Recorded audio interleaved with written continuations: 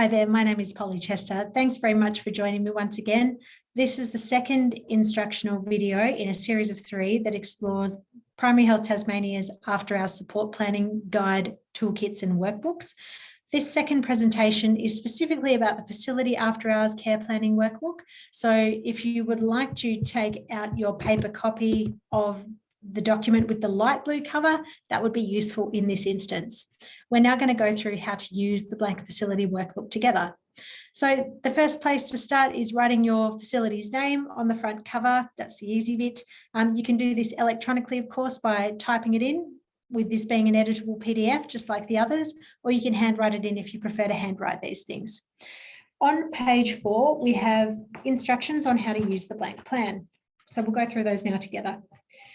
To be used in conjunction with the After Hours Care Planning Guide, the document with the dark blue cover that we went through in the previous video, this blank plan can be used to document a facility's after hours plan. Ensure that care staff within the organisation have access to it and make it available electronically as well. Consider the physical places in the residential aged care facility where the plan will be most accessible for staff who need it during the after hours period. Consider how regularly you need to review the plan as well. Step 2, consider the After Hours Quick Guide template. This facilitates facilities to pop information that's really key in the after hours period into a document, like a summary document that can be accessed really quickly and easily in the after hours period. This could be placed in key areas around the facility where staff can easily access it, for example, in workstations and the like. I would also think about putting it in every staff member's orientation pack when they start as well. So we're going to look specifically now at how we might fill in the workbook. And so we're going to be using now the document with the light blue cover. That's this one, the Facility After Hours Care Planning Workbook, and also referring back to the After Hours Support Planning Toolkit for residential aged care facilities, the document with the dark blue cover that we went through before. So what we're going to do is use the example of clinical governance throughout the 3 videos so that you can follow on easily enough with what I'm talking about. So we referred to clinical governance in the previous video and explored what that looked like in the toolkit and planning guide document. And this is where the rubber hits the road in terms of actually conducting that self-assessment on your facility and writing notes down about what you already have in place, what's missing, and how you can address it. So self-assessment questions may not all be relevant to your facility, but have a look at them all and see and answer the ones that are most applicable, most useful to you, if not all of them.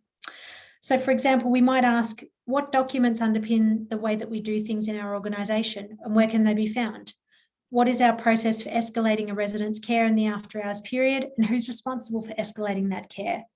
How is the process for escalating a resident's care in the after hours period communicated to all staff? And where answers to those questions are clear, please place them in the what does this look like in practice box to show that an example of how you currently fulfill this requirement within your after hours planning space. If you find that one of the self-assessment questions is difficult to answer, you might like to jot a note down in the what's missing section of this document in relation to that. So by the way, this is on page 6 of the printed document if you're looking on a paper copy. And if you've got some ideas in the pipeline, perhaps about how you might address some of the deficits in your after hours plan, or even if you don't quite know, but you just want to write down that you don't know and that it's still an unanswered question, you might like to pop notes down into how can we address this with ideas about how you might fulfill those deficits within your after hours support plan. So what you might also do within this section is actually refer back to the After Hours Support Planning Toolkit, the one with the dark blue cover, and call upon that document for ideas around clinical governance. So, for example, there's some suggested resources on page 13 of that document with the dark blue cover. So you may find some ideas within this resource about how to beef up your current after hours support plan in terms of your facility. So these documents are meant to be used together. If you find that you have something missing, please refer to the original document, number 1 in the series that we looked at, to see if there are any ideas in that one about how you might address those deficits. After you've gone through the entire plan, we recommend that you fill in the quick guide at the end. This, I think, is really the reward at the end of quite an arduous process, I think. The planning itself may take a while, but hopefully once you've comprehensively answered those self-assessment questions, figured out how you may fortify your after-hours support plan within your organisation, you will have the answers, hopefully by this point, to the quick guide, and you'll be able to pop those answers straight into the form.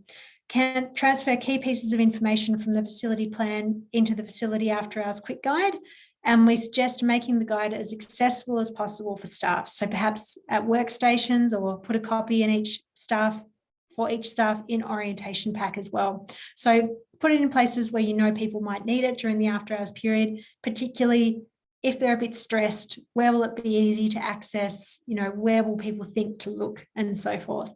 So perhaps think about that in the planning as well. You can see that there's a range of different phone numbers and things that are required within this plan. Again, if you're really experienced within your organisation, if you know it really well, you would think, oh, well, I know the facility's phone number off by heart here.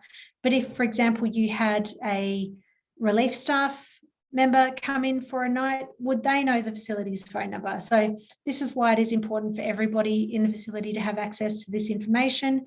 Not everybody has the same inventory of services, information, and so forth in their head that they might need to quickly access in an emergency.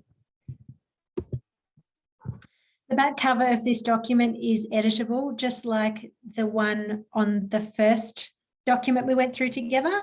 So if you would like to pop your RACF's logo in the bottom right-hand corner, you click on that little blank box there, and you can upload an image that is resonant with your facility to pop in there instead.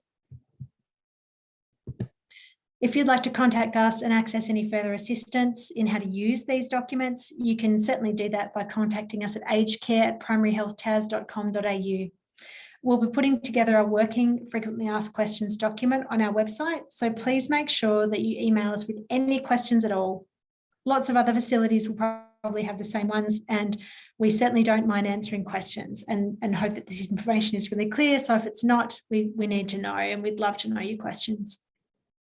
If you require further consultation to explain the resources or operationalise them, then we can certainly book in a virtual chat on Teams to discuss that, or even organise to come and see you in person if you'd like. You can stay up to date with what's happening at Primary Health Tasmania by visiting our website. You can also visit our Facebook page, and if you'd like to contact us via Twitter, the handle is @TasPHN. Thank you so much for staying with me through this presentation. I do hope it's been useful, and the next in this series of presentations will be on the Resident After Hours Care Planning Workbook. So I'll see you there.